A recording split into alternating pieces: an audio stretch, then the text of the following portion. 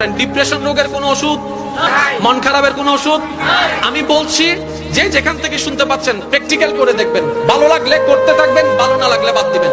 আমি প্র্যাকটিক্যাল করেছি সেটা আপনাদেরকে বলছি।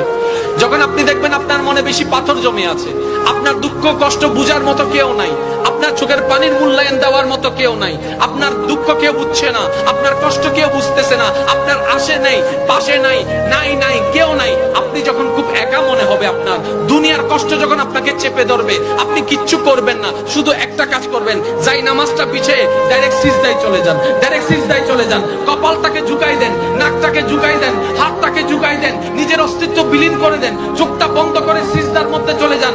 আল্লাহর ওয়াস্তে করে বলছি, কিচ্ছু পড়া লাগবে না, শুধু সিজদার মধ্যে পড়তে থাকেন, সিজদায় পড়ে থাকেন, কান্না করতে থাকেন। ওনাকে বুঝান যিনি আপনি না বললেও সবকিছু বুঝে, ওই রবকে জানান যিনি আপনি না জানালেও সবকিছু জানে। দুনিয়ার মানুষ তো আজকে বললে কালকে চুপ উল্টাই ফেলে, ব্ল্যাকমেল করতে শুরু করে। রব তো সবকিছু জানার পরেও দোষ গোপন করে রেখেছে। ওই রবের দরবারে সবকিছু বলতে থাকেন, 1টা মিনিট 2টা মিনিট 3টা মিনিট, দেখবেন আপনার সমস্যা তখন সমাধান না হলো অন্তরে এমন একটা শান্তি লাগবে যেটা আপনার পৃথিবীর কোথাও খুঁজে পাবেন না। সুবহানাল্লাহ।